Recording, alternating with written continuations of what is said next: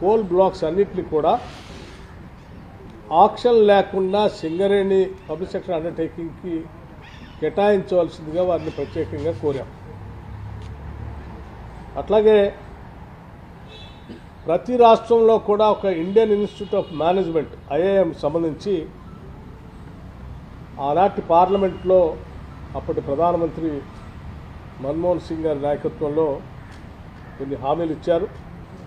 తెలంగాణ రాష్ట్రానికి కూడా ఒక ఐఐఎంని ఇంకా 10 సంవత్సరాలు అవుతున్నా రాలేదు. దయచేసి దాన్ని కూడా శాంక్షన్ చేయమని కోరాం. అట్లాగే ఆనాటి విభజన కంటే ముందు రాష్ట్రానికి సంబంధించిన ఐటీఐఆర్ ప్రాజెక్ట్ పెద్ద ఎత్తున ఉపయోగపడే కార్యక్రమంలో భాగంగా తెలంగాణ రాష్ట్రానికి ఆనాటి ప్రభుత్వం శాంక్షన్ చేసింది. 2014 తర్వాత టీఆర్ఎస్ పార్టీ ప్రభుత్వాన్ని ఏర్పాటు చేసి 10 సంవత్సరాలు దాని గురించి పట్టించుకోకుండా గాలికి వదిలేయటం వల్ల ఐటీఐఆర్ ప్రాజెక్టు మేము కోల్పోయాం. దాన్ని తిరిగి పునరుద్ధరించి తెలంగాణ రాష్ట్రానికి ఇవ్వాల్సిందిగా కూడా ప్రత్యేకంగా కోరాం. అట్లాగే విభజన చట్టంలో పొందుపరిచినటువంటి రైల్వే కోచ్ ఫ్యాక్టరీకి సంబంధించి కాజీఫ్యాట్ రైల్వే కోచ్ ఫ్యాక్టరీకి సంబంధించి ప్రత్యేకంగా వారికి గుర్తు చేసి దీన్ని కూడా మంజూరు చేయవలసిందిగా కోరారు. అలాగే అతి ముఖ్యమైనటువంటి అంశం, దేశంలోనే డిఫెన్స్ రంగంలో కానీ స్ట్రాటజిక్గా కానీ అనువైన ప్రాంతంగా ఉన్నటువంటి తెలంగాణ రాష్ట్రంలో అనేక డిఫెన్స్ సంబంధించిన పబ్లిక్ సెక్టర్ సంబంధించిన పరిశ్రమలు ఉన్నాయి. వాటన్నిటినీ ఎకోసిస్టమ్ కూడా బాగుంది కాబట్టి మాకున్నటువంటి వాతావరణం కానీ హ్యూమన్ రిసోర్సెస్ కానీ అందుబాటులో ఉన్నాయి కాబట్టి సెమీ కండక్టర్ మిషన్ని తెలంగాణ ప్రాంతంలో చిప్ మ్యానుఫ్యాక్చరింగ్ కోసం ప్రత్యేకంగా పరిగణించి సహాయపడవలసిందిగా ఏర్పాటు చేయడానికి సహకరించవలసిందిగా వారిని కోరాం. అలాగే పేదవాళ్లకు సంబంధించి రాబోయే 5 సంవత్సరాల్లో 25 లక్షల ఇళ్లకు మంజూరు చేయవలసిందిగా కూడా వారిని కోరాం. అట్లాగే రాష్ట్రానికి సంబంధించి పెండింగ్ ఉన్నటువంటి గ్రాంట్స్ ఏదైతే ఉన్నాయో వాటిని కూడా రిలీజ్ చేయమని అడిగాం. దాదాపు 1,800 కోట్ల రూపాయలు 2019-20 నుంచి పెండింగ్ ఉన్నాయి, అవి కూడా కావాలని అడిగాం. అలాగే వాటితో పాటు ఇంకా కొన్ని ముఖ్యమైనటువంటి అంశాలు కూడా, నవోదయ స్కూల్కి సంబంధించి ప్రతి జిల్లాకి ఒక నవోదయ స్కూల్ కావాలని అడిగాం. అట్లాగే కస్తూర్బా పాఠశాలలు కావాలని అడిగాం. ఇట్లా కుసుమ్ స్కీమ్లో లేకపోతే ఇంకొక స్కీమ్లో సోలార్ ఆల్టర్నేటివ్ ఎనర్జీకి సంబంధించి తెలంగాణ రాష్ట్రం కొత్తగా ఎనర్జీ పాలసీతో ముందుకు వస్తూ ఉంది. సాధ్యమైనంత మేరకు పెద్ద ఎత్తున కేంద్ర ప్రభుత్వం ఎనర్జీలో మమ్మల్ని గట్టిగా ప్రోత్సహించడానికి కావాల్సిన సహాయ సహకారాలు అందించమని కూడా వారిని ప్రత్యేకంగా కోరాం. అట్లాగే డిఫెన్స్ ల్యాండ్కి సంబంధించి గతంలో కలిసినప్పుడు ముఖ్యమంత్రి గారు మేము కలిసినప్పుడు ల్యాండ్స్ ఎలివేటెడ్ కారిడార్ నిర్మించుకోవడం కోసం వారు అప్పుడు అడిగితే వాటిని పరిగణలోకి ఇచ్చి శాంక్షన్ చేసినందుకు వారు కూడా ధన్యవాదాలు చెప్తూ మిగతా డిఫెన్స్ ల్యాండ్కి సంబంధించి కూడా ఎక్స్చేంజ్ కింద మాకు కొంత ఇవ్వాల్సిందిగా వారిని కోరాం. వాటితో పాటు రాష్ట్రానికి సంబంధించిన ఐపీఎస్ ఆఫీసర్ క్యాడర్ స్ట్రెంత్ పెంచుకోవడానికి కావాల్సినటువంటి సంఖ్యను కూడా కావాలని చెప్పి వారిని కోరటం జరిగింది. అట్లాగే విభజన చట్టంలో పొందుపరిచినటువంటి షెడ్యూల్ 9th, 10th ఉన్నటువంటి పెండింగ్ అంశాలు కూడా సాధ్యమైనంత వరకు మేము మా ప్రయత్నంలో మేము వాటి పరిష్కారం కోసం ప్రయత్నం చేస్తాం. అట్లాగే అవసరమైనప్పుడు కేంద్ర ప్రభుత్వం నుంచి మీరు కూడా ప్రత్యేక చొరవ చూపించి తెలంగాణకి న్యాయం జరిగేటట్టుగా చూడవలసిందిగా వారిని విజ్ఞప్తి చేశాం. లేకపోతే హోంమంత్రి గారిని కూడా కలిసినప్పుడు వారికి కూడా వారి శాఖ ద్వారా తెలంగాణ రాష్ట్రానికి కావాల్సినటువంటి అంశాలని చాలా స్పష్టంగా చెప్పాం. అందులో ప్రాధాన్యత సంబంధించినటువంటి అంశం నిన్ను ప్రధానమంత్రి గారిని కలిసిన దాంట్లో అతి ముఖ్యమైన అంశం ఇంకోటి కూడా మర్చిపోయాం. స్టేట్ నేషనల్ హైవేస్ సంబంధించి నేషనల్ హైవేస్గా వాటిని అప్గ్రేడ్ చేయవలసిందిగా కోరాం. అట్లాగే రీజనల్ రింగ్ రోడ్డు సంబంధించి నార్త్ వైపున మీరు నెంబర్ ఇచ్చారు, సౌత్లో ఇంకా నెంబర్ ఇవ్వలేదు, రెండింటి కలిపి ఒకటే నెంబర్ ఇవ్వాల్సిందిగా, తద్వారా త్వరితగతిన మేము రీజనల్ రింగ్ రోడ్ పూర్తి చేసుకోవడానికి కూడా అవకాశం ఉంటుంది. మీరు ప్రత్యేకంగా చొరవ చూపాలని వారిని కోరాం. అట్లాగే హోంమంత్రి గారికి సంబంధించి తెలంగాణ రాష్ట్రాన్ని మన ప్రభుత్వం ఏర్పడిన దగ్గర నుంచి, కాంగ్రెస్ ప్రభుత్వం ఏర్పడిన దగ్గర నుంచి డ్రగ్ ఫ్రీ రాష్ట్రంగా ఏర్పాటు చేయడం కోసం యాంటీ నార్కోటిక్స్ బ్యూరోని ఏర్పాటు చేయడమే కాకుండా పెద్ద ఎత్తున దానికి నిధులు సమీకరించి వారికి కావాల్సిన యాక్టివిటీస్ కావాల్సిన ఫండ్స్ అన్ని కూడా ఇచ్చాం. రాష్ట్రాన్ని డ్రగ్ ఫ్రీ రాష్ట్రంగా మేము తయారు చేయడం కోసం ప్రయత్నం చేస్తున్నాం. దీనికి కేంద్ర ప్రభుత్వం నుంచి కూడా కావాల్సిన సహాయ సహకారాలు అందించాల్సిందిగా వారిని కోరాం. అట్లాగే సైబర్ సెక్యూరిటీ గురించి కూడా కేంద్ర ప్రభుత్వం నుంచి సహకారాన్ని కోరాం. అట్లాగే ఐపీఎస్ క్యాడర్ సంబంధించి మాకు స్ట్రెంత్ దాదాపు 29 మంది ఐపీఎస్ క్యాడర్ రావాల్సిన అవసరం తెలంగాణకు, వారిని కూడా కేటాయించమని చెప్పి వారిని కోరటం జరిగింది.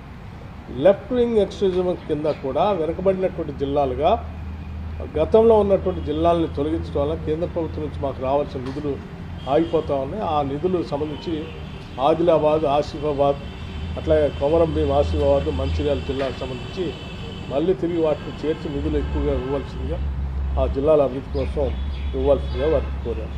అట్లాగే మిగతా అంశాలు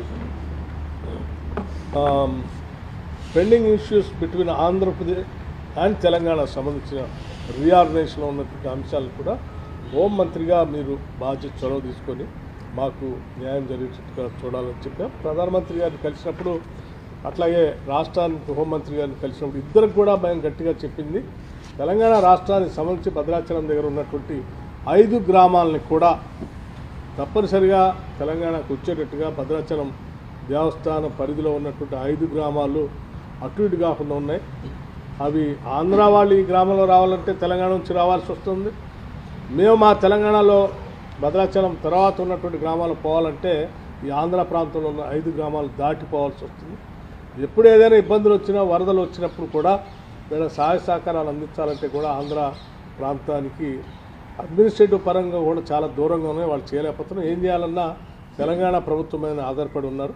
కాబట్టి 5 గ్రామాలను కూడా మాకు ఇచ్చేటట్టుగా చూడవలసిందిగా వారిని కోరటం జరిగింది.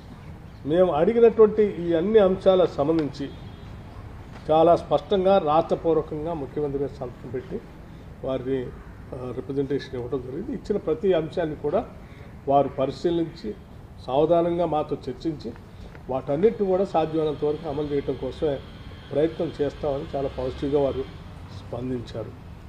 వారు ఆ రకంగా స్పందించినందుకు రాష్ట్ర ప్రభుత్వం నుంచి వారికి ధన్యవాదాలు కూడా తెలియజేస్తాం.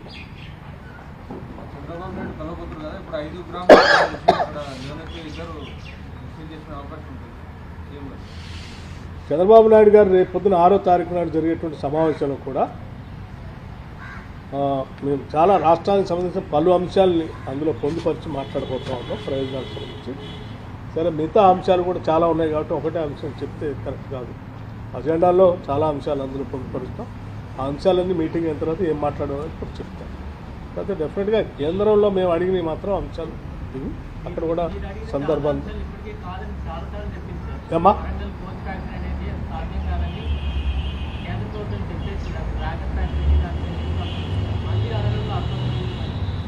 మళ్ళీ అడగటంలో అర్థం ఏంటంటే సాధ్యమైనంత వరకు దాన్ని సాధించాలని పట్టుదలే మళ్ళీ అడగటంలో దాన్ని అనుకున్నటువంటి అర్థం.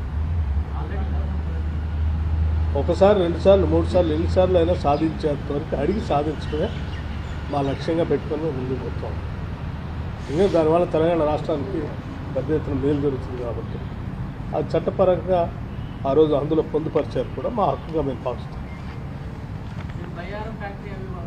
అది కూడా అడిగా సారీ ఎక్స్ప్లెనేషన్లో మిస్సింగ్ అయింది కానీ రాతలో ఇచ్చాము. బయ్యారం స్టీల్ ఫ్యాక్టరీకి సంబంధించి కూడా ఇన్ రైటింగ్గా ఇచ్చాం.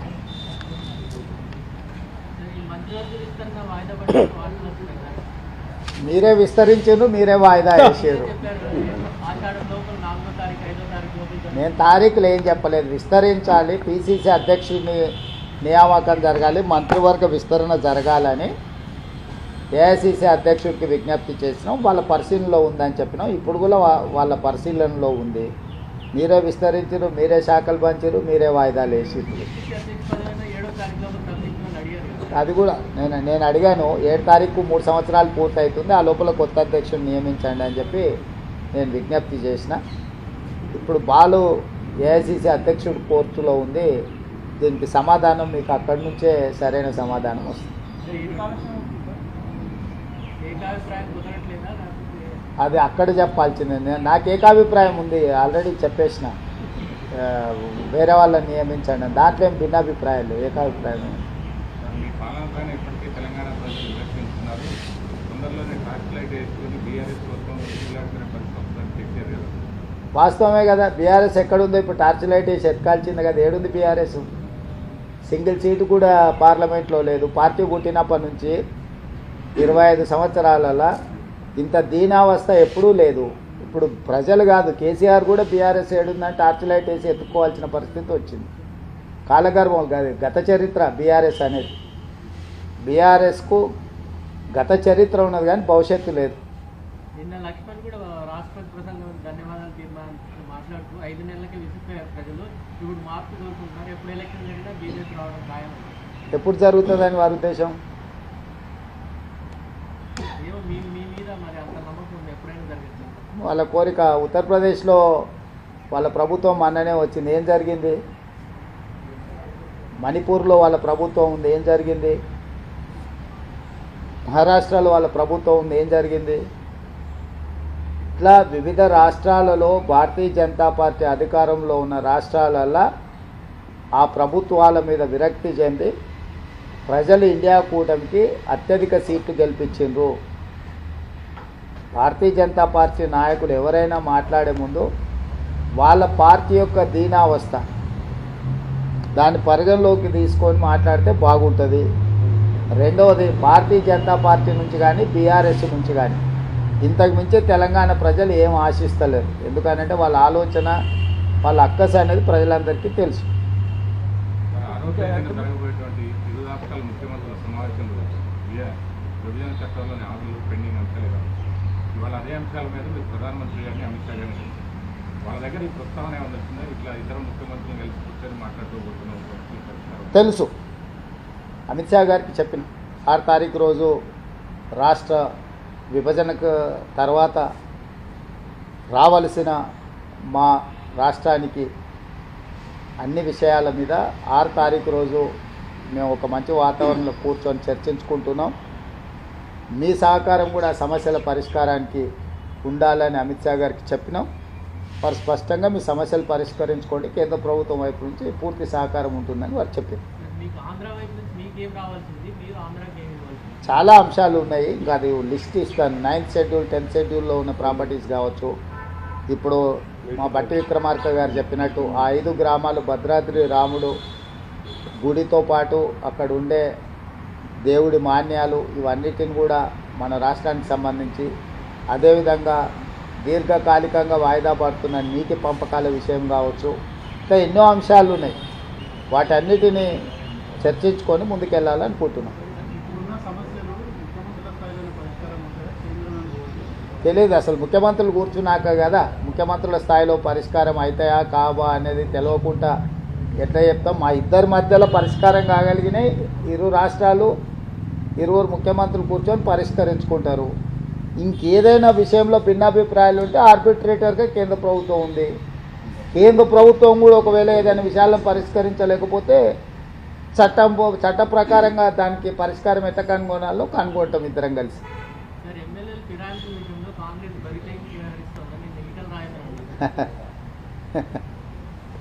ఇక ఏం మాట్లాడతాం? 20 సంవత్సరాలు ఆయన ఎవరితో కలిసి తిరిగాడు, ఎవరితో అధికారం పంచుకున్నాడు? ఆయన కండువాలు కప్పేటప్పుడు ఎప్పుడైనా మాట్లాడిండా? పోనీ 11 రాష్ట్రాలల్లో భారతీయ జనతా పార్టీ ఎన్నికైన ప్రభుత్వాలను పడగొట్టింది. ఆ విషయమన్నా తెలుసా వారికి? కర్ణాటకలో కానీ, మహారాష్ట్రలో కానీ, గోవాలో కానీ, బీహార్లో కానీ, మధ్యప్రదేశ్లో కానీ. ఇప్పుడు మధ్యప్రదేశ్లో ఉన్న ప్రభుత్వం ఏం చేసి తెచ్చుకున్నారు? ప్రజలు ఇస్తే వచ్చిందా? అవును, ఫిరాయింపులు చేసి తీసుకొని ప్రభుత్వాలను పడగొట్టి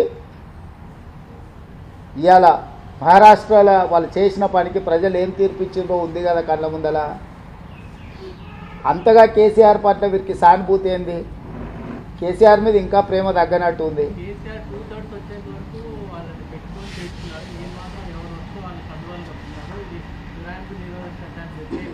అని ఎవరంటారు?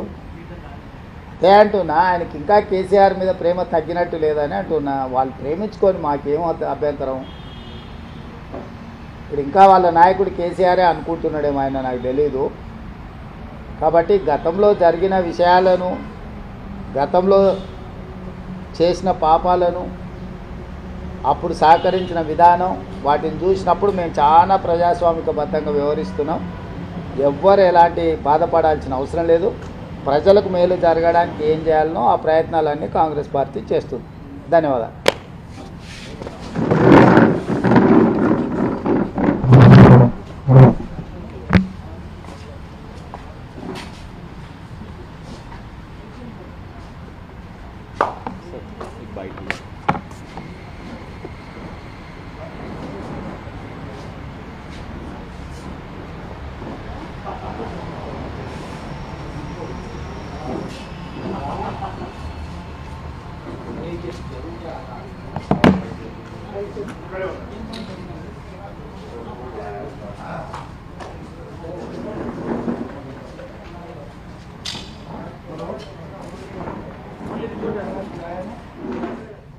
అనుమతుల విషయంలో, నిధుల విడుదలకు సంబంధించిన అంశాలలో తెలంగాణ రాష్ట్ర అభివృద్ధికి సహకరించమని చెప్పి వారిని కలిసి వినతి పత్రాలు అందించడం జరిగింది.